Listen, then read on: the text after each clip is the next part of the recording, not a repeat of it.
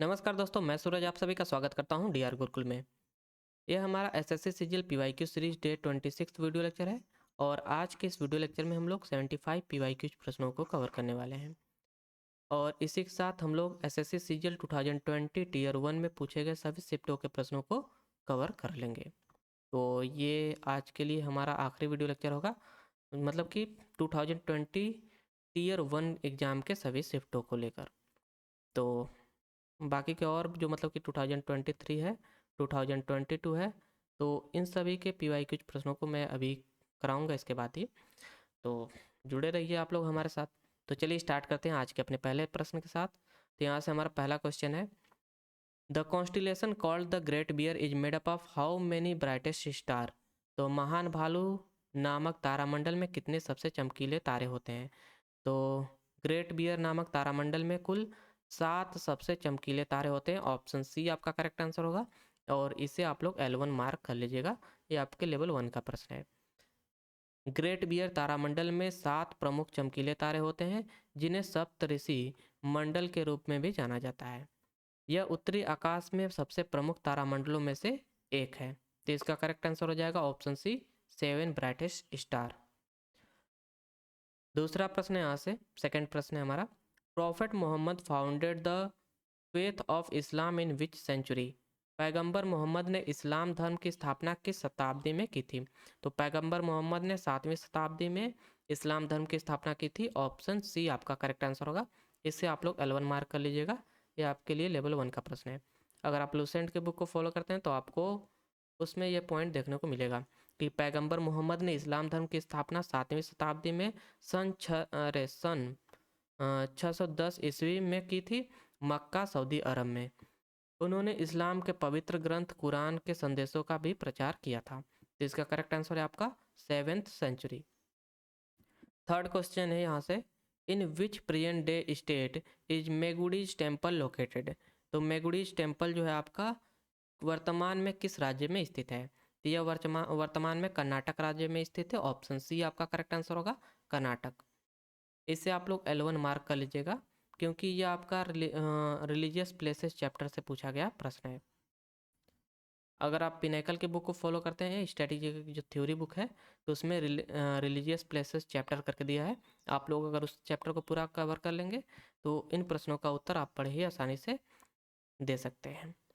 तो मेगुडीज मंदिर कर्नाटक के एहोल में स्थित है और यह चालुक्य शैली की प्राचीन मंदिर वास्तुकला का एक प्रमुख उदाहरण है। तो इसका करेक्ट आंसर है ऑप्शन सी, कर्नाटक। फोर्थ प्रश्न है हमारा यहाँ से, through which of the following action does the lithosphere move over the asthenosphere. निम्नलिखित में से किस प्रक्रिया के माध्यम से स्थल मंडल लिथोस्फीयर एस्थेनोस्फीयर पर गति करता है। तो इसे आपका कहा जाता है प्लेट टेक्टोनिक, प्लेट विवर्तनिकी। ऑप्शन सी आपका करेक्ट आंसर होगा और इसे आप लोग L1 मार्क कर लीजिएगा, ये लेवल 1 का प्रश्न है। प्लेट टेक्टोनिक के सिद्धांत के अनुसार स्थलमंडल ठोस चट्टानों की प्लेटों में विभाजित होता है जो एस्थेनोस्फीयर पर तैरता है और समय समय पर गतिशील रहती है। तो इसका करेक्ट आंसर होगा ऑप्शन सी, प्लेट टेक्टोनिक। पांचवा प्रश्न यहाँ से, Ghoomar is a folk dance form from which state. तो घूमर जो है किस राज्य का एक लोक नृत्य है। तो घूमर लोक नृत्य है राजस्थान राज्य का। ऑप्शन सी आपका करेक्ट आंसर होगा और इसे आप लोग L1 मार्क कर लीजिएगा, ये लेवल 1 का प्रश्न है। घूमर राजस्थान का एक पारंपरिक लोक नृत्य है जिसे मुख्य रूप से महिलाएं करती है। यह नृत्य उत्सवों और विशेष अवसरों पर किया जाता है। अगला प्रश्न यहाँ से छठा प्रश्न हमारा, who among the following is one of the author the hitman the Rohit Sharma story. The hitman the Rohit Sharma story के लेखकों में से एक कौन है। तो the hitman the Rohit Sharma story के लेखकों में से एक है जी कृष्णन जी। ऑप्शन बी आपका करेक्ट आंसर होगा, जी कृष्णन। इसे आप लोग L2 मार्क कर लीजिएगा। वैसे आपका करंट अफेयर से मतलब प्रश्न पूछा गया था। The hitman the Rohit Sharma story के लेखक जी कृष्णन और विजय लोकपल्ली हैं। यह पुस्तक भारतीय क्रिकेटर रोहित शर्मा के करियर पर आधारित पुस्तक है। तो इसका करेक्ट आंसर है आपका ऑप्शन बी, जी कृष्णन। सातवां प्रश्न यहाँ से, which sultan establish a separate department Diwan-e Amir Kohi to took care of agriculture?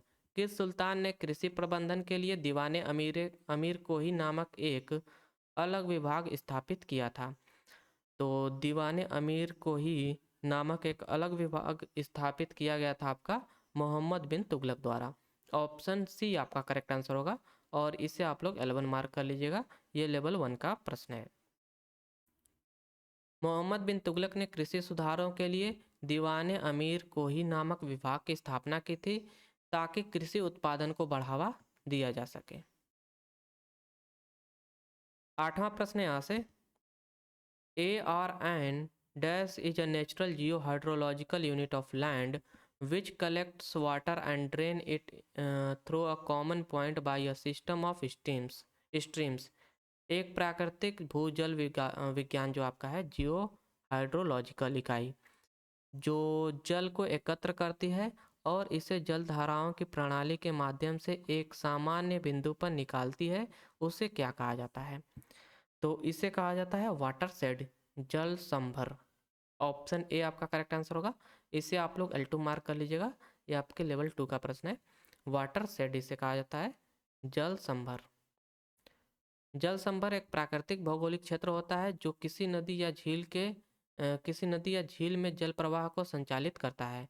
यह क्षेत्र बारिश या अन्य जल स्रोतों से पानी एकत्र कर एक स्थान पर प्रवाहित करता है। तो इसका करेक्ट आंसर होगा ऑप्शन ए वाटर शेड।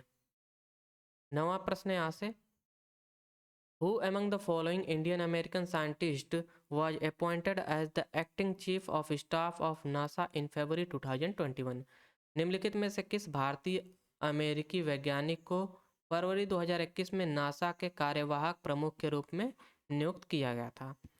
तो यह भारतीय अमेरिकी वैज्ञानिक हैं भाव्या लाल। ऑप्शन सी आपका करेक्ट आंसर होगा, इसे आप लोग L2 मार्क कर लीजिएगा। वैसे ही आपका करंट अफेयर सेक्शन से प्रश्न पूछा गया था। भाव्या लाल आपका करेक्ट आंसर होगा। भारतीय अमेरिकी वैज्ञानिक भाव्या लाल को फरवरी 2021 में नासा का कार्यवाहक प्रमुख नियुक्त किया गया था। वे विज्ञान और प्रौद्योगिकी नीति विश्लेषण में विशेषज्ञ हैं। तो इसका करेक्ट आंसर है ऑप्शन सी भाव्या लाल। 10वां प्रश्न यहाँ से, Who among the following Indian actresses joined the list of young global leaders compiled by the World Economic Forum in March 2021? मार्च 2021 में वर्ल्ड इकोनॉमिक फोरम द्वारा जारी की गई ग्लोबल लीडर्स की सूची में निम्नलिखित में से कौन सी भारतीय अभिनेत्री शामिल हुई? तो इसमें शामिल हुई थी दीपिका पादुकोण। ऑप्शन सी आपका करेक्ट आंसर होगा दीपिका पादुकोण, इसे आप लोग L2 मार्क कर लीजिएगा। वैसे आपका करंट अफेयर सेक्शन से पूछा गया प्रश्न था।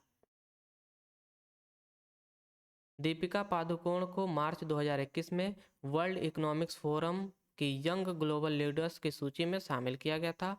उन्हें मासिक स्वास्थ्य जागरूकता में उनके योगदान के लिए यह मान्यता दी गई थी। तो इसका करेक्ट आंसर है इसका करेक्ट आंसर है आपका ऑप्शन सी दीपिका पादुकोण। 11वां प्रश्न यहाँ से, which of the following is known as an alkaline earth metal?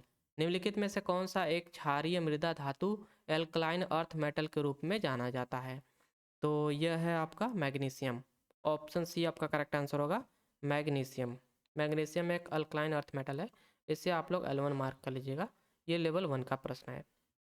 Magnesium एक क्षारीय मृदा धातु एल्कलाइन अर्थ मेटल है जो आवर्त सारणी के समूह 2 में पाया जाता है। इसमें उच्च क्रियाशीलता होती है और यह विभिन्न जैविक और औद्योगिक उपयोगों में काम आया जाता है। तो यह विभिन्न जैविक और औद्योगिक उपयोगों में काम आता है। यह है आपका मैग्नीशियम, यह एक अल्कलाइन अर्थ मेटल है, इतना ध्यान रखिएगा। 12वां प्रश्न यहाँ से, in which of the following countries were the first modern Olympic held? आधुनिक ओलंपिक खेलों का पहला आयोजन किस देश में हुआ था? तो आधुनिक ओलंपिक खेलों का पहला आयोजन जो है वह ग्रीस में हुआ था। ऑप्शन ए आपका करेक्ट आंसर होगा ग्रीस, इसे आप लोग L1 मार्क कर लीजिएगा। वैसे जब भी आप ओलंपिक के बारे में पढ़ेंगे तो मतलब ग्रीस देश के बारे में आपको सुनने को मिलेगा। पहले आधुनिक ओलंपिक खेलों का आयोजन 1896 में एथेंस ग्रीस में हुआ था। यह खेल ओलंपिक आंदोलन की शुरुआत का प्रतीक था और इसमें कई देशों ने भाग लिया था। तो इसका करेक्ट आंसर है ऑप्शन ए ग्रीस। 13वां प्रश्न यहाँ से, an economy in which both the private sector and the government are involve is known as a dash economy. तो एक अर्थव्यवस्था जिसमें निजी क्षेत्र और सरकार दोनों शामिल होते हैं उसे क्या कहा जाता है? तो उसे कहा जाता है आपका मिक्स्ड इकोनॉमी। ऑप्शन बी आपका करेक्ट आंसर होगा मिक्स्ड इकोनॉमी। इसे आप लोग L1 मार्क कर लीजिएगा, ये लेवल 1 का प्रश्न है। वैसे मिश्रित अर्थव्यवस्था वह प्रणाली है जिसमें निजी, प्राइवेट और सार्वजनिक पब्लिक क्षेत्र दोनों कार्य करते हैं। भारत में मिश्रित अर्थव्यवस्था का मॉडल अपनाया गया है। तो इसका करेक्ट आंसर होगा ऑप्शन बी मिक्स्ड इकोनॉमी। 14वां प्रश्न यहाँ से, which of the following places is not located on the bank of river Ganga. निम्नलिखित में से कौन सा स्थान गंगा नदी के तट पर स्थित नहीं है? तो गंगा नदी के तट पर स्थित नहीं है, यह है आपका स्थान हजारीबाग। ऑप्शन बी आपका करेक्ट आंसर होगा हजारीबाग। तो इसे आप लोग L2 मार्क कर लीजिए वैसे तो, क्योंकि थोड़ा डिटेल में जाकर पूछा गया प्रश्न है। हजारीबाग झारखंड गंगा नदी के तट पर नहीं बल्कि छोटा नागपुर पठार के क्षेत्र में स्थित है, जबकि जो आपका कानपुर है, वाराणसी है और फाफामऊ गंगा नदी के तट पर स्थित शहर है। तो इसका करेक्ट आंसर होगा ऑप्शन बी हजारीबाग। हजारीबाग आपका छोटा नागपुर पठार क्षेत्र में स्थित है। 15वां प्रश्न यहाँ से, who among the following is one of the founder member of भारतीय जनसंघ। तो निम्नलिखित में से कौन भारतीय जनसंघ के संस्थापक सदस्यों में से एक थे? तो भारतीय जनसंघ के संस्थापक सदस्यों में से एक थे, इनमें से यह है श्यामा प्रसाद मुखर्जी जी। ऑप्शन सी आपका करेक्ट आंसर होगा, और इसे आप लोग L2 मार्क कर लीजिएगा, लेवल 2 का प्रश्न है यह थोड़ा। भारतीय जनसंघ, जो आपका भारतीय जनसंघ की स्थापना 1951 में श्यामा प्रसाद मुखर्जी ने की थी। यह पार्टी आगे चलकर भारतीय जनता पार्टी बीजेपी में परिवर्तित हो गई। तो इसका करेक्ट आंसर है ऑप्शन सी श्यामा प्रसाद मुखर्जी। 16वां प्रश्न यहाँ से, as of December 2020 how many official languages does the United Nations have. दिसंबर 2020 तक संयुक्त राष्ट्र की कितनी आधिकारिक भाषाएं थी? तो संयुक्त राष्ट्र की आधिकारिक भाषाएं हैं कुल 6। ऑप्शन सी आपका करेक्ट आंसर होगा 6, और इसे आप लोग L2 मार्क कर लीजिएगा, वैसे तो L1 मार्क कीजिएगा, क्योंकि अगर आपने किसी भी स्टैटिक जीके के बुक से अगर भाई ऑर्गेनाइजेशन चैप्टर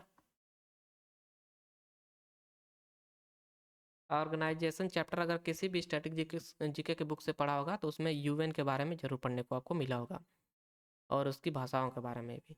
संयुक्त राष्ट्र की 6 आधिकारिक भाषाएं हैं, जिनमें आपका अंग्रेजी, फ्रेंच, स्पेनिश, चीनी, रूसी और अरबी भाषा शामिल है। तो ये 6 प्रमुख आधिकारिक भाषाएं हैं जो कि संयुक्त राष्ट्र की आधिकारिक भाषाएं हैं। 17वां प्रश्न यहाँ से, which state become the first to launch the blockchain enabled solar power trading in December 2020। दिसंबर 2020 में कौन सा राज्य ब्लॉकचेन सक्षम सौर ऊर्जा व्यापार शुरू करने वाला पहला राज्य बना? तो ब्लॉकचेन सक्षम और सौर ऊर्जा व्यापार शुरू करने वाला पहला राज्य बना था, इसमें ऑप्शन ए दिया गया है, ऑप्शन डी आपका करेक्ट आंसर होगा उत्तर प्रदेश। इसे आप लोग L2 मार्क कर लीजिएगा, वैसे तो यह करंट अफेयर सेक्शन से पूछा गया प्रश्न था 2020 में। तो इसका करेक्ट आंसर है उत्तर प्रदेश। उत्तर प्रदेश ब्लॉकचेन सक्षम सौर ऊर्जा व्यापार शुरू करने वाला पहला राज्य बना।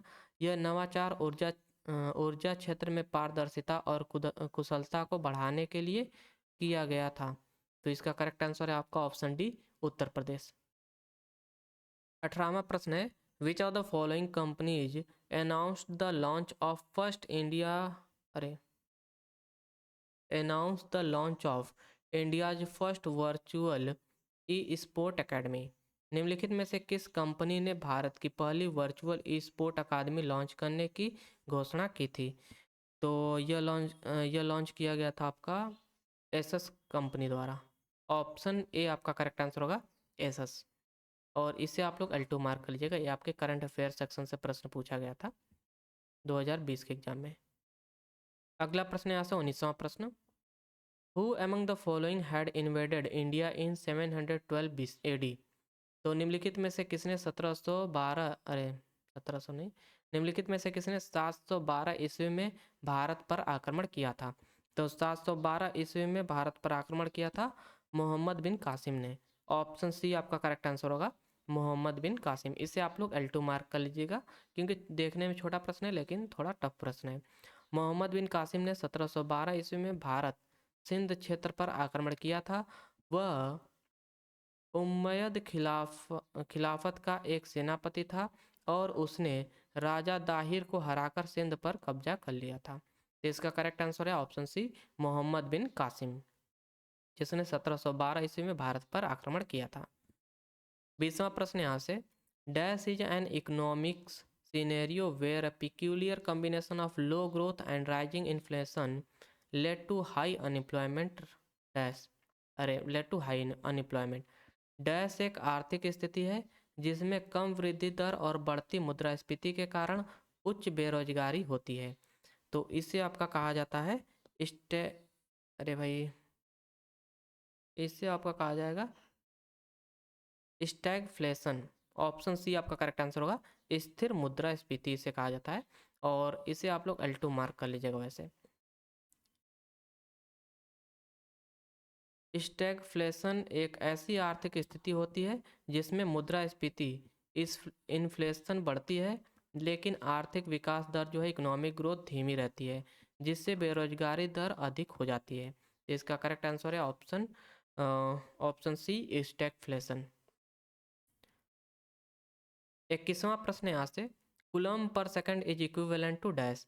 कूलम प्रति सेकंड किसके बराबर होता है। तो कूलम प्रति सेकंड जो है आपका एम्पियर के बराबर होता है। ऑप्शन सी आपका करेक्ट आंसर होगा, एम्पियर। इसे आप लोग L1 मार्क कर लीजिएगा। विद्युत धारा इलेक्ट्रिक करंट की मात्रक इकाई जो है वह एम्पियर है। एक कूलम प्रति सेकंड को 1 एम्पियर के रूप में परिभाषित किया जाता है। 22वां प्रश्न यहाँ से, force of attraction between molecules of the same substance is called dash. एक ही पदार्थ के अणुओं के बीच आकर्षण बल को क्या कहा जाता है। तो इसे कहा जाता है आपका कोहेसिव फोर्स। ऑप्शन बी आपका करेक्ट आंसर होगा, कोहेसिव फोर्स। इससे आप लोग L1 मार्क कर लीजिएगा, वैसे आपका लेवल 1 का प्रश्न है। कोहेसिव फोर्स के बारे में आपने क्लास 12th में पढ़ा होगा, केमिस्ट्री सेक्शन में।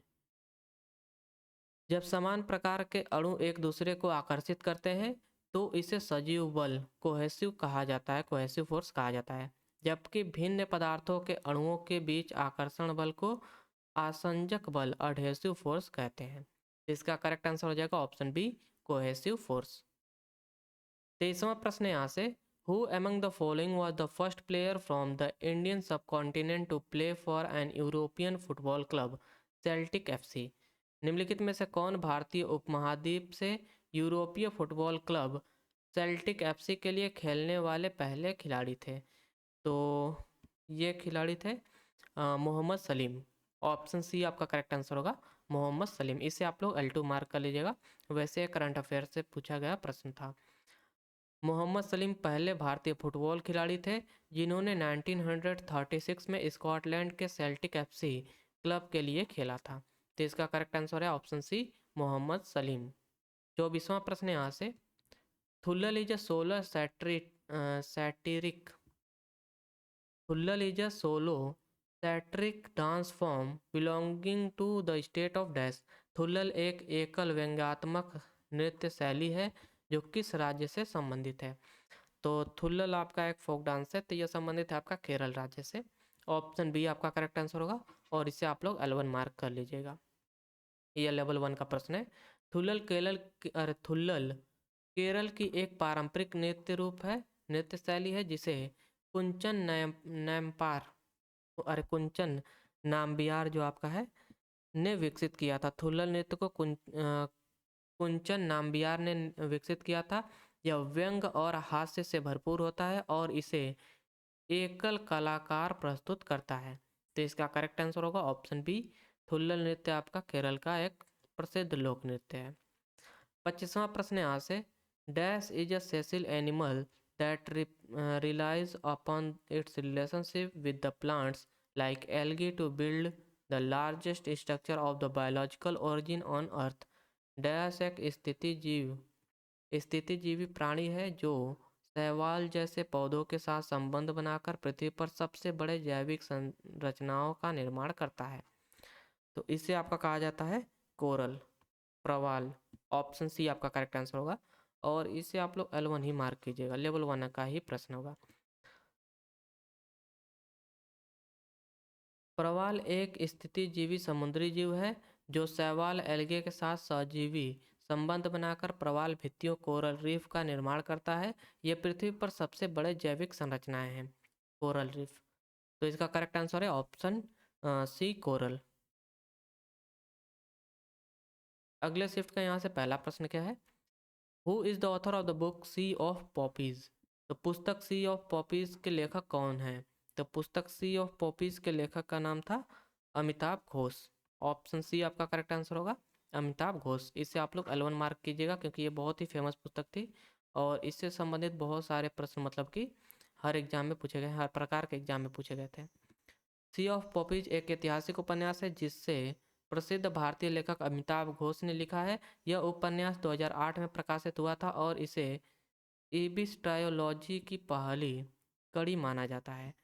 इस उपन्यास ने 19वीं सदी के भारत और अफीम व्यापार के पृष्ठभूमि को दर्शाया गया है। तो इसका करेक्ट आंसर होगा option C Amitabh Ghosh, sea of poppies. अगला प्रश्न यहाँ से, in which year did Swami Vivekananda mention the universality of the Vedantic philosophy at the world parliament of religion in Chicago USA? Swami Vivekananda ने शिकागो अमेरिका में विश्व धर्म महासभा में वेदांत दर्शन की सार्वभौमिकता का उल्लेख किस वर्ष किया था? तो स्वामी विवेकानंद ने 1893 में भाषण दिया था USA शिकागो में। तो इसे आप लोग L1 मार्क कर लीजिएगा, ये आपके लेवल 1 का प्रश्न है। स्वामी विवेकानंद ने 11 सितंबर 1893 को अमेरिका के शिकागो में विश्व धर्म महासभा में अपना ऐतिहासिक भाषण दिया था। इस भाषण में उन्होंने हिंदू धर्म, वेदांत और भारत की सांस्कृतिक विरासत की महत्वता पर प्रकाश डाला था। उनका भाषण अमेरिका में मेरे भाइयों और बहनों के संबोधन से शुरू हुआ था जिसे बहुत सराहा गया था। तो इसका करेक्ट आंसर है ऑप्शन डी 1893। तीसरा प्रश्न यहाँ से थर्ड प्रश्न, according to the 2011 census of India which state has the highest number of inhabited villages? तो 2011 की भारत की जनगणना के अनुसार किस राज्य में सबसे अधिक बसे हुए गांव हैं? तो सबसे अधिक बसे हुए गांव हैं बिहार राज्य में। ऑप्शन डी आपका करेक्ट आंसर होगा। इसे आप लोग L2 मार्क कर लीजिएगा क्योंकि गांव से मतलब कि बहुत ही कम ही प्रश्न पूछा जाता है। वैसे भारत के जो 2011 के जनगणना के अनुसार बिहार में सबसे अधिक बसे हुए गांव हैं। बिहार में कुल लगभग 39,073 बसे हुए गांव हैं। यह राज्य जनसंख्या घनत्व के मामले में भी देश में सबसे आगे राज्य है आपका बिहार राज्य। जनसंख्या घनत्व के मामले में बिहार राज्य देश में सबसे आगे है, इस बात को ध्यान में रखिएगा बस। चौथा प्रश्न यहाँ से, which of the following animal fair is held in Himachal Pradesh? निम्नलिखित में से कौन सा पशु मेला हिमाचल प्रदेश में आयोजित किया जाता है? तो हिमाचल प्रदेश में आयोजित किया जाता है नलवाड़ी मेला। ऑप्शन सी आपका करेक्ट आंसर होगा नलवाड़ी मेला। इसे आप लोग L1 मार्क कीजिएगा। वैसे आपका प्रश्न फेयर्स चैप्टर से पूछा गया है, तो आप किसी भी स्ट्रेटेजी के बुक को अगर फॉलो करते हैं तो फेयर चैप्टर, अगर आपका यह प्रश्न गलत होता है तो फेयर चैप्टर एक बार जरूर कवर कीजिए, फिर से रिवाइज कीजिए भाई 10 बार। नलवाड़ी मेला हिमाचल प्रदेश के बिलासपुर जिले में प्रतिवर्ष आयोजित किया जाता है।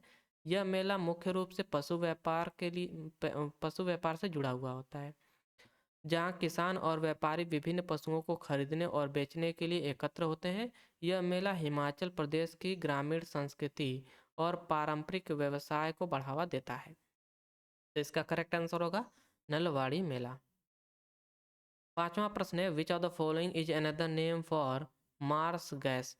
तो मार्स गैस का एक अन्य नाम क्या है? तो मार्स गैस का एक अन्य नाम है मीथेन गैस। ऑप्शन ए आपका करेक्ट आंसर होगा मीथेन, इसे आप लोग L1 मार्क कर लीजिएगा। मार्स मीथेन गैस का एक सामान्य नाम है और यह गैस दलदली क्षेत्रों में जैविक पदार्थों के अपघटन डिकम्पोजिशन के दौरान उत्पन्न होती है। यह एक अत्यधिक ज्वलनशील गैस है और प्राकृतिक गैस का मुख्य घटक होती है, जो है आपका मीथेन गैस। छठा प्रश्न यहाँ से, in term of SI prefixes what is 10⁻⁻15 called. तो एसआई उपसर्गों के अनुसार 10⁻⁻15 को क्या कहा जाता है? तो 10⁻⁻15 को कहा जाता है फेम्टो। ऑप्शन डी आपका करेक्ट आंसर होगा, फेम्टो। इसे आप लोग L2 मार्क कर सकते हैं क्योंकि यहाँ पर आपसे डायरेक्ट डाटा पूछ दिया गया है। अंतर्राष्ट्रीय इकाई प्रणाली एसआई में 10⁻⁻15 को फेम्टो कहा जाता है। यह बहुत छोटी मात्राओं को दर्शाने के लिए प्रयोग किया जाता है, जैसे फोम्टो सेकेंड जो 1 सेकेंड का 10⁻⁻15 भाग होता है। तो इसका करेक्ट आंसर होगा ऑप्शन डी, फेम्टो। सातवां प्रश्न यहाँ से, dash is use to measure the inside dash is use to measure the pressure inside the eyes of a person. Dash का उपयोग व्यक्ति की आंखों के अंदर का दबाव मापने के लिए किया जाता है। तो आंखों के अंदर के दबाव को मापने के लिए यूज किया जाता है आपका टोनोमीटर। ऑप्शन सी आपका करेक्ट आंसर होगा, टोनोमीटर, और इसे आप लोग L1 मार्क कीजिएगा। टोनोमीटर एक चिकित्सा उपकरण है जिसका उपयोग आंखों के अंदर के तरल दबाव को मापने के लिए किया जाता है। इसका मुख्य उपयोग ग्लूकोमा नामक नेत्र रोग के निदान में किया जाता है, जो आंखों की दृष्टि को प्रभावित कर सकता है। तो इसका करेक्ट आंसर होगा आपका ऑप्शन डी, टोनोमीटर। आठवां प्रश्न यहाँ से, the birth anniversary of dash was observed as Rashtriya Ekta Diwas national unity day on 31 अक्टूबर 2020। 31 अक्टूबर 2020 को डैश की जयंती राष्ट्रीय एकता दिवस के रूप में मनाई गई। तो इसे सरदार पटेल की जयंती के रूप में मनाया जाता है। तो ऑप्शन सी आपका करेक्ट आंसर होगा और इसे आप लोग L1 मार्क कीजिएगा। सरदार वल्लभ भाई पटेल की जयंती 31 अक्टूबर को मनाई जाती है और इसे राष्ट्रीय एकता दिवस के रूप में मनाया जाता है। सरदार पटेल को लौह पुरुष आयरन मैन के नाम से भी जाना जाता है क्योंकि उन्होंने स्वतंत्रता के बाद भारत के विभिन्न रियासतों को एकजुट करने में महत्वपूर्ण भूमिका निभाई थी। तो इसका करेक्ट आंसर होगा सरदार वल्लभ भाई पटेल। ऑप्शन सी आपका करेक्ट आंसर है। नवा प्रश्न यहाँ से, a saturated geological unit that can yield water to well at a sufficient rate to support a well is called dash. एक संतृप्त भूगर्भीय इकाई जो कुएं को पर्याप्त दर पर जल प्रदान कर सकती है उसे डैश कहा जाता है। तो उसे कहा जाता है आपका एक्वीफर। ऑप्शन ए आपका करेक्ट आंसर होगा, एक्वीफर। इसे आप लोग L2 मार्क कर लीजिएगा। वैसे एक्वीफर एक भूजल संचयन इकाई है जिसमें चट्टानों और मिट्टी जल को संग्रहित करने और उसे प्रभावित करने में सक्षम होती है। यह भूजल का एक मुख्य स्रोत होता है जिससे कुओं और नलकूपों के माध्यम से पानी निकाला जाता है। तो इसका करेक्ट आंसर होगा आपका एक्वीफर। 10वां प्रश्न यहाँ से, who authored the book reporting India my 70-year journey as a journalist. Reporting India my 70-year journey as a journalist पुस्तक के लेखक कौन है? तो इस पुस्तक के लेखक हैं प्रेम प्रकाश जी। ऑप्शन ए आपका करेक्ट आंसर होगा, प्रेम प्रकाश। इसे आप लोग L2 मार्क कर लीजिएगा। ये लेवल 2 का प्रश्न है आपके लिए। Reporting India my 70-year journey as a journalist पुस्तक प्रेम प्रकाश द्वारा लिखी गई है। यह पुस्तक उनके 7 दशकों के पत्रकारिता अनुभव को दर्शाती है जिसमें उन्होंने भारत के विभिन्न राजनीति और सामाजिक परिवर्तनों को कवर किया है। अगला प्रश्न यहाँ से 11वां प्रश्न है, Hima Das is an Indian dash. तो हिमा दास एक भारतीय डैश है, तो यह एक स्प्रिंटर है। ऑप्शन ए आपका करेक्ट आंसर होगा, धाविका है। हिमा दास भारतीय धाविका हैं। हिमा दास एक भारतीय धाविका हैं जिन्हें डिंग एक्सप्रेस के नाम से भी जाना जाता है। उन्होंने 2018 में IAAF वर्ल्ड कप अंडर-20 एथलेटिक चैंपियनशिप में स्वर्ण पदक जीतकर इतिहास रचा था। इसका करेक्ट आंसर है ऑप्शन ए, स्प्रिंटर धाविका। 12वां प्रश्न यहाँ से, chinkara is a dash musical instrument popular in the state of dash Madhya Pradesh. अरे, chinkara is a musical instrument, chinkara is a dash musical instrument popular in the state of Madhya Pradesh. चिंकारा मध्य प्रदेश में प्रचलित एक डैश वाद्य यंत्र है। तो यह एक स्ट्रिंग तात वाद्य यंत्र है, तत् वाद्य यंत्र। ऑप्शन सी आपका करेक्ट आंसर होगा और इसे आप लोग L1 प्रश्न मार्क कीजिएगा। आपने अगर म्यूजिकल इंस्ट्रूमेंट चैप्टर कवर किया होगा किसी भी स्टैटिक जीके की बुक से, तो ऐसे प्रश्नों को आप आसानी से उड़ा सकते हैं। चिंकारा एक तार युक्त एक तत् वाद्य यंत्र है जिसे मुख्य रूप से मध्य प्रदेश के पारंपरिक लोक संगीत के प्रयोग किया जाता है। तो इसे मुख्य रूप से मध्य प्रदेश के पारंपरिक लोक संगीत में प्रयोग किया जाता है। 13वां प्रश्न यहाँ से, in which year were the fundamental duties of citizens added to the constitution of India by the 42nd amendment. तो भारतीय संविधान में 42वें संशोधन द्वारा नागरिकों के मौलिक कर्तव्यों को किस वर्ष जोड़ा गया था। तो नागरिकों के मौलिक कर्तव्यों को जोड़ा गया था 1976 में, जो आपका 42वां संवैधानिक संशोधन हुआ था, तो यह 1976 में हुआ था। तो ऑप्शन ए आपका करेक्ट आंसर होगा और इसे आप लोग L1 मार्क कीजिएगा। लेवल 1 का प्रश्न है।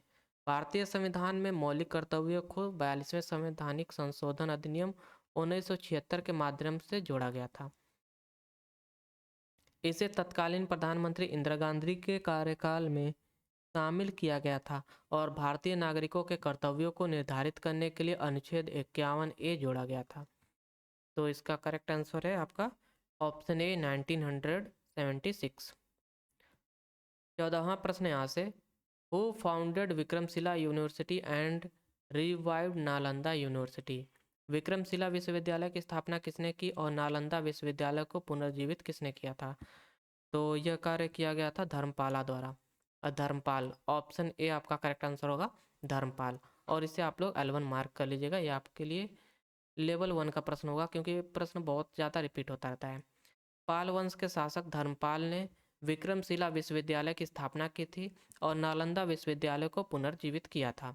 यह विश्वविद्यालय बौद्ध अध्ययन के लिए प्रसिद्ध था और भारत में उच्च शिक्षा का एक महत्वपूर्ण केंद्र था। 15वां प्रश्न यहाँ से, which of the following cricketer is a left arm pace bowler. निम्नलिखित में से कौन सा क्रिकेटर एक बाएं हाथ का तेज गेंदबाज है। तो इनमें से बाएं हाथ का तेज गेंदबाज है वह है आशीष नेहरा जी। इसे आप लोग L1 मार्क कर लीजिएगा। ये लेवल 1 का प्रश्न है। आशीष नेहरा एक पूर्व भारतीय क्रिकेटर और बाएं हाथ के तेज गेंदबाज हैं। उन्होंने भारत के लिए कई महत्वपूर्ण मैच खेले और अपनी स्विंग गेंदबाजी के लिए जाने जाते हैं आशीष नेहरा। 16वां प्रश्न यहाँ से, in which year was the skill India mission flagship scheme launched in India. तो भारत में स्किल इंडिया मिशन प्रमुख योजना किस वर्ष शुरू की गई थी। तो यह योजना जो है आपका शुरू किया गया था 2015 में। ऑप्शन बी आपका करेक्ट आंसर होगा और ये आपका स्कीम चैप्टर से पूछा गया प्रश्न है। इसे आप लोग L1 ही मार्क कीजिएगा। स्किल इंडिया मिशन को 2015 में प्रधानमंत्री नरेंद्र मोदी द्वारा शुरू किया गया था। इसका उद्देश्य युवाओं को कौशल प्रशिक्षण देना और उन्हें रोजगार के योग्य बनाना था। और रोजगार कहाँ गया भैया, जाके ढूंढो। अगला प्रश्न यहाँ से 17वां प्रश्न, Yashovarman, Mihira Chandran and Chandradeva were the first 3 ruler of the dash dynasty. Yashovarman, Mihira Chandra और चंद्रदेव डैश वंश के पहले 3 शासक थे। तो ये तीनों पहले 3 शासक थे गढ़वाल वंश के। ऑप्शन ए आपका करेक्ट आंसर होगा गढ़वाल वंश। इसे आप लोग चाहें तो L2 मार्क कर सकते हैं। गढ़वाल वंश उत्तर भारत में 11वीं और 12वीं शताब्दी में प्रमुख राजवंश था। इसके पहले शासकों में यशोवर्मन, मिहिरा चंद्रा और चंद्रदेव शामिल थे। 18वां प्रश्न यहाँ से, when is national voter day observed by the election commission of India. Bharat के राष्ट्रीय मतदाता दिवस, भारत में राष्ट्रीय मतदाता दिवस कब मनाया जाता है। तो यह मनाया जाता है 25 जनवरी को, 25 जनवरी को। तो इसे आप लोग L1 मार्क कर लीजिएगा। यह important date and date chapter से पूछा गया प्रश्न है जो कि है 25 जनवरी। राष्ट्रीय मतदाता दिवस नेशनल वोटर डे हर साल 25 जनवरी को मनाया जाता है। इसे 2011 में पहली बार मनाया गया था, जिसका उद्देश्य भारत के नागरिकों को मतदान के प्रति जागरूक करना और युवा मतदाताओं को प्रोत्साहित करना था।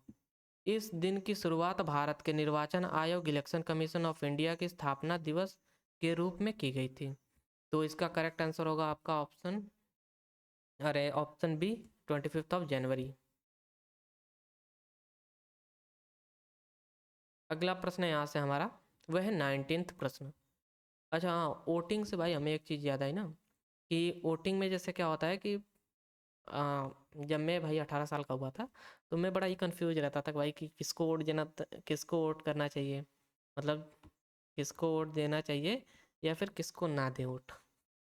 तो उसमें मतलब कि हम पॉलिटी पढ़े थे खान सर से। अब उनकी बातें मतलब कि उन्होंने ऐसे बोला था बस अपनी तरफ से। अब उसको हमने अलग ढंग से समझ लिया कि हमें उस व्यक्ति को वोट देना चाहिए ना, जैसे कि पर्सन ए है और पर्सन बी है, तो उस पर्सन को वोट दीजिए भाई जो आपके प्रियम्बल में आपको सुझाया गया है।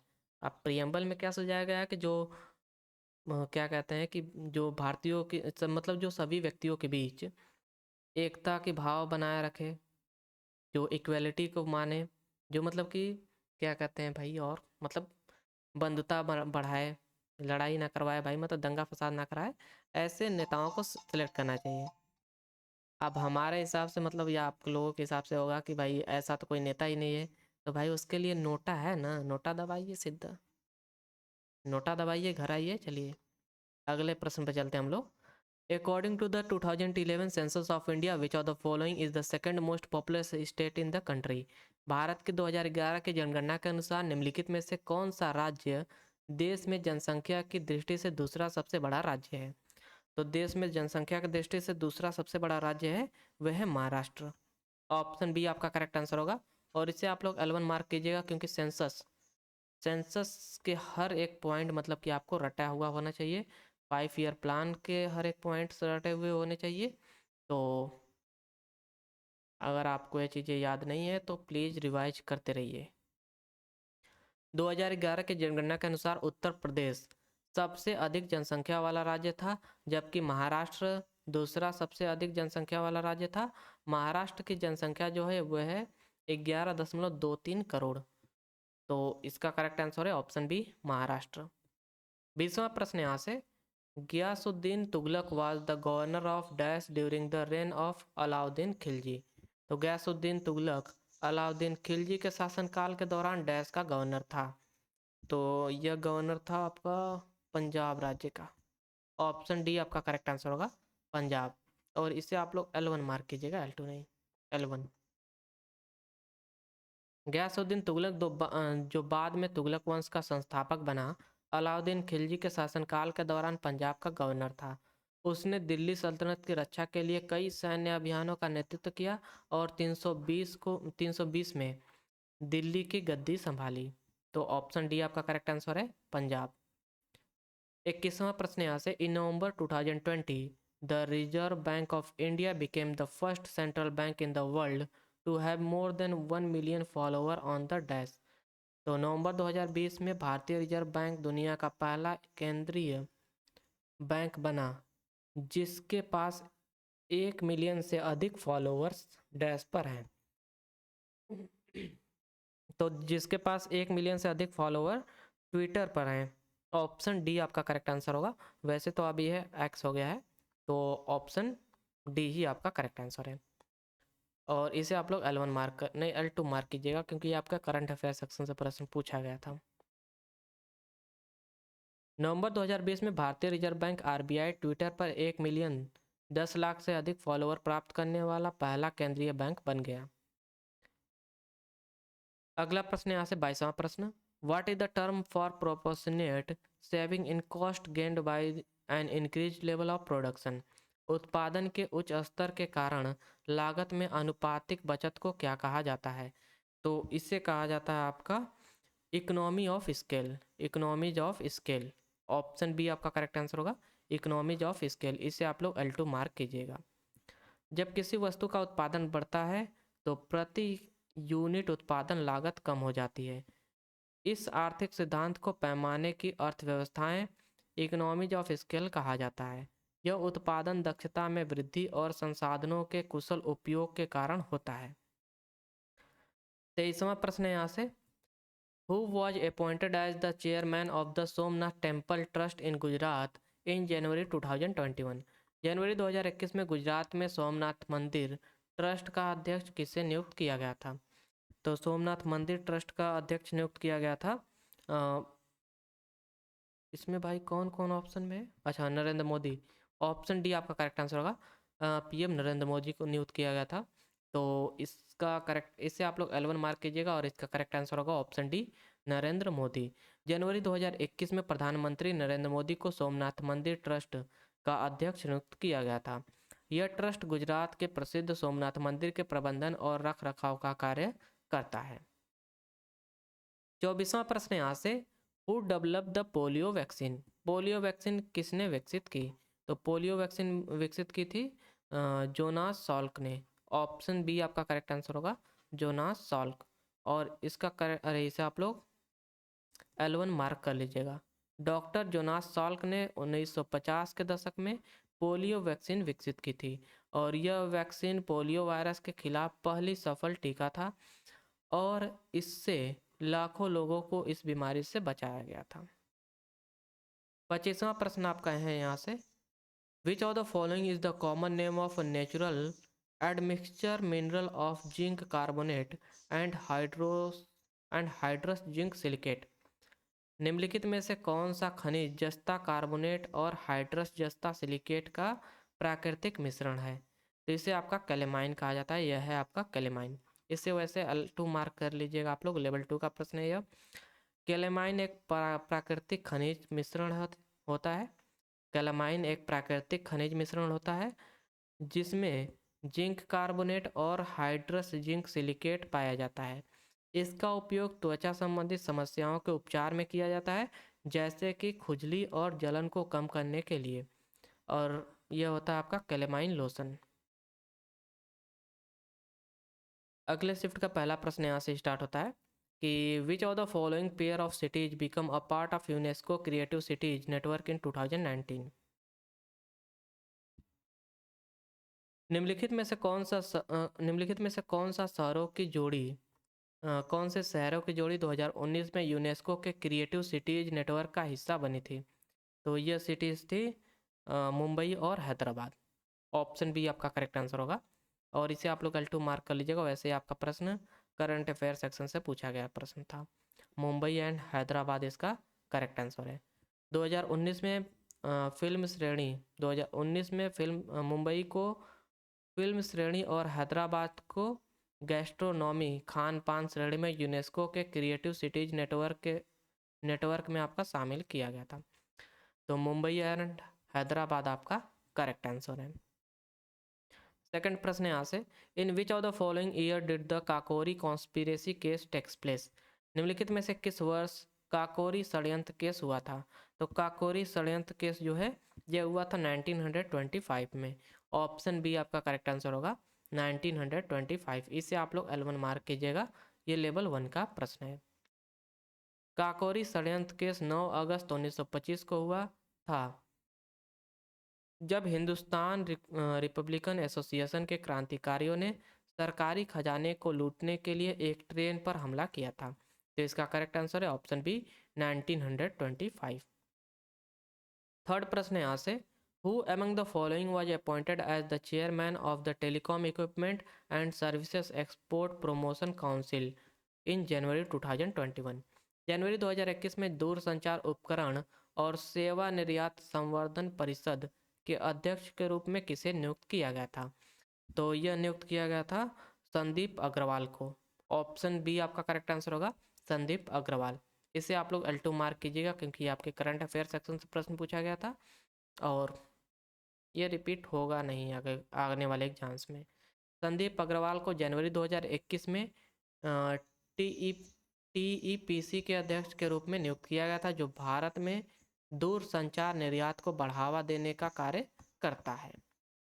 चौथा प्रश्न यहाँ से, फोर्थ प्रश्न है, in which of the following year was the first rocket launched in India? भारत में पहला रॉकेट किस वर्ष प्रक्षेपित किया गया था? तो भारत में पहला रॉकेट जो है प्रक्षेपित किया गया था 1963 में। ऑप्शन ए आपका करेक्ट आंसर होगा और इसे L1 मार्क कीजिएगा क्योंकि यह लेवल 1 का प्रश्न है। भारत का पहला रॉकेट 21 नवंबर 1963 को केरल के थुम्बा से प्रक्षेपित किया गया था। इसे नाइके अपाचे के नाम से इसे नाइके अपाचे नामक अमेरिकी साउंडिंग रॉकेट के रूप में भी जाना जाता है। तो इसका करेक्ट आंसर है 1963। पांचवा प्रश्न यहाँ से, who among the following was appointed as the managing director of life insurance corporation in February 2021? फरवरी 2021 में भारतीय जीवन बीमा निगम LIC के प्रबंध निदेशक के रूप में किसे नियुक्त किया गया था? तो यह नियुक्त किया गया था सिद्धार्थ मोहंती को। ऑप्शन डी आपका करेक्ट आंसर होगा, सिद्धार्थ मोहंती। इससे आप लोग L1 मार्क कीजिएगा क्योंकि आप अगर इस PD की करंट अफेयर की बुक को फॉलो करेंगे ना तो उसमें जो अपॉइंटमेंट है, अपॉइंटमेंट तो मतलब कि ये करंट अफेयर्स दिए रहते हैं, उसमें आपको इनके बारे में पढ़ने को मिला होगा अगर आप पढ़ते होंगे तो। फरवरी 2021 में सिद्धार्थ मोहंती को भारतीय जीवन बीमा निगम LIC के प्रबंध निदेशक के रूप में नियुक्त किया गया था। तो इसका करेक्ट आंसर है ऑप्शन डी, सिद्धार्थ मोहंती। छठा प्रश्न यहाँ से, which phenomenons deals with the scattering of light by molecules of a medium when they are excited to vibrational energy level? वह कौन सी घटना है जिसमें किसी माध्यम के अणुकंपन ऊर्जा स्तरों में उत्तेजित होने पर प्रकाश का प्रकीर्णन करते हैं? तो इसे आपका कहा जाता है रमन इफेक्ट। ऑप्शन सी आपका करेक्ट आंसर होगा, रमन इफेक्ट। इसे आप लोग L1 मार्क कीजिएगा। रमन इफेक्ट या फिर रमन प्रभाव की खोज 28 फरवरी 1928 को भारतीय वैज्ञानिक चंद्रशेखर वेंकट रमन ने की थी, CV रमन ने की थी। इसमें से जब एक माइक्रोक्रोमैटिक प्रकाश किसी माध्यम से गुजरता है, इसमें जब एक जब इसमें एक मोनोक्रोमैटिक प्रकाश किसी माध्यम से गुजरता है तो कुछ प्रकाश की तरंग दैर्घ्य परिवर्तित हो जाती है। तो इसका करेक्ट आंसर है option C, Raman effect, Raman प्रभाव। सातवां प्रश्न है, who among the following cricketer is the brand ambassador of the Jindal south west steel as of January 2021? जनवरी 2021 तक निम्नलिखित में से कौन सा cricketer Jindal south west JSW steel का ब्रांड एम्बेसडर था? तो JWS का ब्रांड एम्बेसडर आपका बनाया गया था ऋषभ पंत को। ऑप्शन ए आपका करेक्ट आंसर होगा, ऋषभ पंत। इसे L1 मार्क कर लीजिएगा। जनवरी 2021 में भारतीय क्रिकेटर ऋषभ पंत को जिंदल साउथ वेस्ट स्टील का ब्रांड एम्बेसडर नियुक्त किया गया था। आठवां प्रश्न है यहाँ से, in how many districts across all the states of India was the third phase of प्रधानमंत्री कौशल विकास योजना launched in January 2021? जनवरी 2021 में भारत के सभी राज्यों में प्रधानमंत्री कौशल विकास योजना के तीसरे चरण को कितने जिलों में शुरू किया गया था? तो इसे कुल 600 जिलों में शुरू किया गया था। ऑप्शन बी आपका करेक्ट आंसर होगा, 600 डिस्ट्रिक्ट्स। इसे आप लोग L2 मार्क कर लीजिएगा। वैसे प्रधानमंत्री कौशल विकास योजना का तीसरा चरण जनवरी 2021 में शुरू किया गया था, जिसे 600 जिलों में लागू किया गया था। इस योजना का उद्देश्य युवाओं को कौशल प्रशिक्षण देकर उन्हें रोजगार के योग्य बनाना था। नौवां प्रश्न है आज से, in which year was the target Olympic podium scheme formulated by the ministry of youth affairs and sports? युवा मामले और खेल मंत्रालय द्वारा टारगेट ओलंपिक पोडियम स्कीम किस वर्ष तैयार की गई थी? तो यह जो स्कीम है आपका तैयार किया गया था 2014 में। ऑप्शन सी आपका करेक्ट आंसर होगा, 2014। इसे आप लोग L2 मार्क कर लीजिएगा। टारगेट ओलंपिक पोडियम स्कीम 2014 में शुरू की गई थी। इसका उद्देश्य ओलंपिक और पैरालंपिक खेलों में भारत के प्रदर्शन को सुधारने के लिए एथलीटों को वित्तीय सहायता और अन्य सुविधाएं प्रदान करना था। तो इसका करेक्ट आंसर है 2014। 10वां प्रश्न है यहाँ से, the scientific study of dreams is called as? स्वप्नों के वैज्ञानिक अध्ययन को क्या कहा जाता है? तो इसे आपका कहा जाता है ओनिरियोलॉजी। ओनिरियोलॉजी आपका कहा जाता है इसे, और इसे आप लोग L2 मार्क कर लीजिएगा क्योंकि प्रश्न रिपीट हो सकता है भाई। ओनिरियोलॉजी स्वप्नों ड्रीम्स के वैज्ञानिक अध्ययन की शाखा है जो उनके कारणों, प्रभावों और अर्थों को समझने का प्रयास करती है। तो इसका करेक्ट आंसर होगा ऑप्शन ए, ओनिरियोलॉजी। 11वां प्रश्न है यहाँ से, according to which of the following article of the constitution of India can the parliament amend the constitution? भारतीय संविधान के किस अनुच्छेद के अनुसार संसद संविधान में संशोधन कर सकती है? तो यह मेंशन्ड है आर्टिकल 368 में। ऑप्शन ए आपका करेक्ट आंसर होगा और इसे आप लोग L1 मार्क कीजिएगा। भारतीय संविधान का अनुच्छेद 368 संसद को संविधान में संशोधन करने की शक्ति प्रदान करता है। संविधान में संशोधन कौन कर सकता है? संसद। 12वां प्रश्न यहाँ से, a channel of canals where water flows under the influence of gravity is called dash? वह नहर जिसमें पानी गुरुत्वाकर्षण के प्रभाव से बहता है उसे क्या कहा जाता है? तो उसे कहा जाता है आपका फ्लो चैनल। ऑप्शन डी आपका करेक्ट आंसर होगा, फ्लो चैनल, और इसे आप लोग L1 मार्क कीजिएगा। फ्लो चैनल वह जलमार्ग होता है जिसमें पानी प्राकृतिक ढलान के कारण गुरुत्वाकर्षण के प्रभाव से बहता है। 13वां प्रश्न है यहाँ से, which of the following is the only floating national park in India and the world? निम्नलिखित में से कौन सा भारत और विश्व का एकमात्र तैरता हुआ राष्ट्रीय उद्यान है? तो यह है केबिल लामजाओ राष्ट्रीय उद्यान। ऑप्शन बी आपका करेक्ट आंसर होगा और इससे आप लोग L1 मार्क कीजिएगा। यह लेवल 1 का प्रश्न है। केबुल लामजाओ राष्ट्रीय उद्यान मणिपुर में स्थित है और यह विश्व का एकमात्र तैरता हुआ राष्ट्रीय उद्यान है जो लोकटक झील पर स्थित है और संघाई हिरण ब्रो अल्टर एंटर अरे भाई एंटर्ड आपका संघाई हिरण आप कह लीजिए, संघाई हिरण के लिए प्रसिद्ध है। यह स्थान जो कि है केबुल लामजाओ राष्ट्रीय उद्यान, यह आपका मणिपुर में स्थित है लोकटक झील पर। 14वां प्रश्न यहाँ से, which of the following article of the constitution of India states that there would be no tax levied or collected except by the authority of law? भारतीय संविधान का कौन सा अनुच्छेद कहता है कि कानून के अधिकार के बिना कोई कर नहीं लगाया या फिर वसूला जाएगा? तो यह आपका मेंशन्ड है आर्टिकल 265 में। ऑप्शन सी आपका करेक्ट आंसर होगा और इसे आप लोग L2 मार्क कर लीजिएगा क्योंकि थोड़ा डीप में जाकर प्रश्न पूछा गया है यहाँ पर। अनुच्छेद 265 के अनुसार किसी भी व्यक्ति से कोई भी कर केवल विधि के प्राधिकार द्वारा ही लगाया या फिर वसूला जा सकता है। 15वां प्रश्न यहाँ से, all monetary transfers are kind sent by migrant to their place of origin are called as? प्रवासियों द्वारा अपने मूल स्थान पर भेजे गए सभी मौद्रिक स्थानांतरण को क्या कहा जाता है? तो इसे कहा जाता है आपका प्रेषण, रेमिटेंस। ऑप्शन बी आपका करेक्ट आंसर होगा और इसे आप लोग L1 मार्क कीजिएगा। L1 लेवल 1 का प्रश्न है। प्रेषण रेमिटेंस वह धनराशि होती है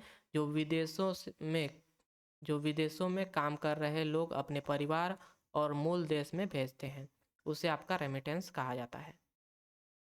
16वां प्रश्न यहाँ से, terrace farming is done on which of the following type of land? Katihar कृषि जिसे टेरेस फार्मिंग कहा जाता है निम्नलिखित में से किस प्रकार की भूमि पर की जाती है?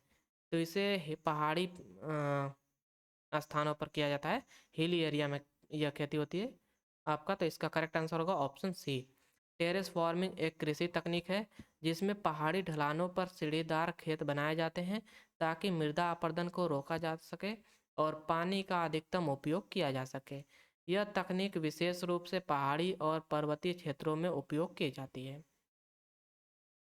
17वां प्रश्न है यहाँ से, on which of the following dates has the government of India decided to commemorate the birth anniversary of Subhash Chandra Bose as Parakram दिवस?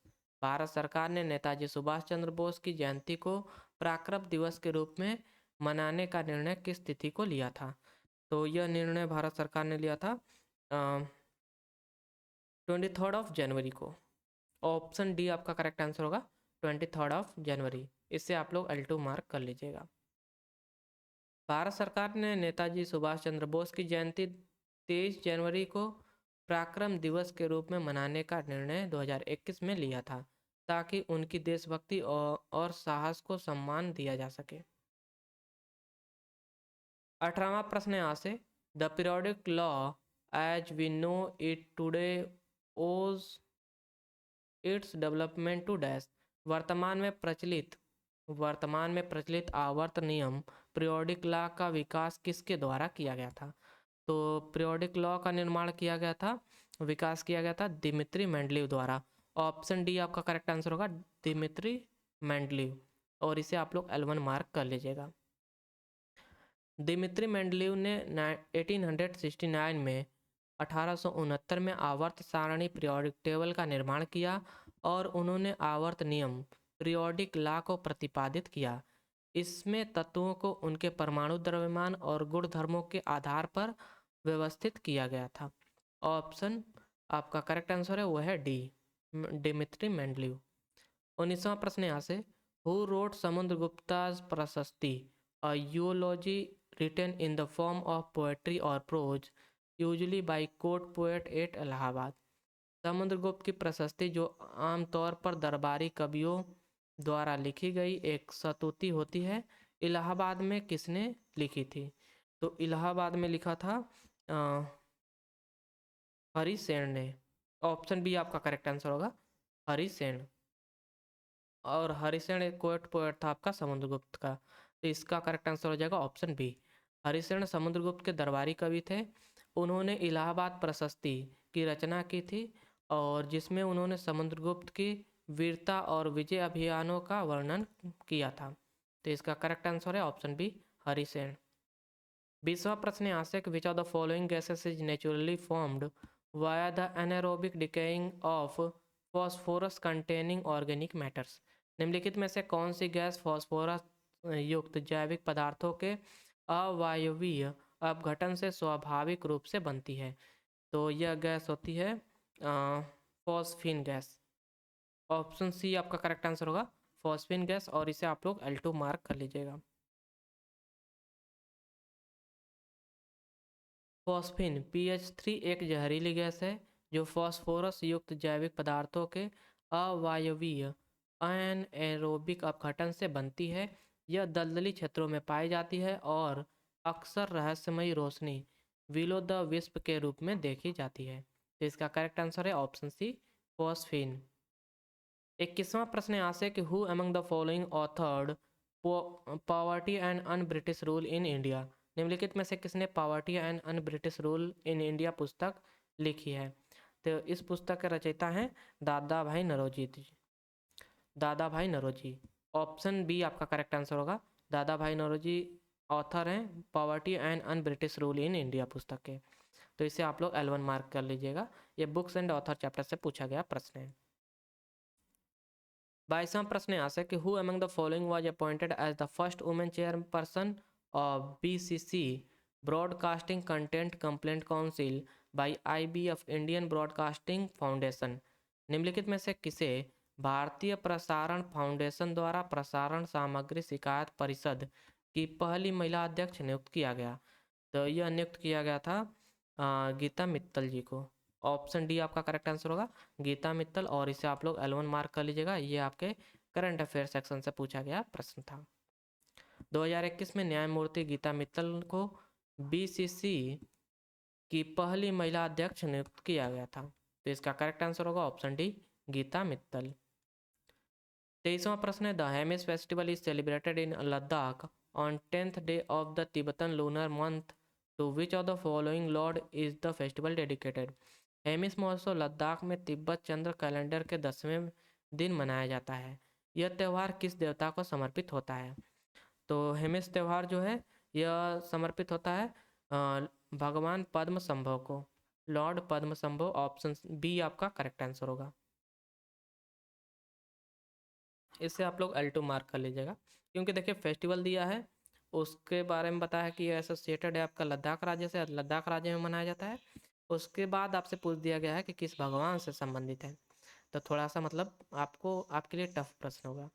हेमिस महोत्सव लद्दाख में भगवान पद्म संभव गुरु रिनपोचे के सम्मान में मनाया जाता है, जिन्हें तिब्बतीय बौद्ध धर्म के संस्थापक के रूप में माना जाता है। इसका करेक्ट आंसर है ऑप्शन बी, लॉर्ड पद्मसंभव। 24वां प्रश्न यहाँ से कि who among the following road the non fiction the paradoxical prime minister Narendra Modi and his India. निम्नलिखित में से किसने the paradoxical prime minister Narendra Modi and his India नामक गैर काल्पनिक पुस्तक लिखी है? तो इस पुस्तक के राइटर हैं शशि थरूर। ऑप्शन डी आपका करेक्ट आंसर होगा, शशि थरूर। इसे आप लोग L2 मार्क कर सकते हैं। शशि थरूर ने द पैराडॉक्सिकल प्राइम मिनिस्टर पुस्तक लिखी थी और जिसमें उन्होंने प्रधानमंत्री नरेंद्र मोदी की राजनीति और शासन शैली का विश्लेषण किया था। तो ऑप्शन डी आपका करेक्ट आंसर होगा, शशि थरूर। और आज के इस वीडियो लेक्चर का हमारा जो आखिरी प्रश्न है वह है कि हु ऑथर्ड अकबरनामा। अकबरनामा किसने लिखा? तो अकबरनामा के रचयिता हैं अबुल फजल। ऑप्शन ए आपका करेक्ट आंसर होगा। अकबर के दरबारी इतिहासकार अबुल फजल ने अकबरनामा लिखा था जिसमें अकबर के जीवन और शासनकाल का विस्तृत वर्णन है। तो इसका करेक्ट आंसर है ऑप्शन ए, अबुल फजल। और ये रहा हमारा आज के इस वीडियो लेक्चर का द एंड।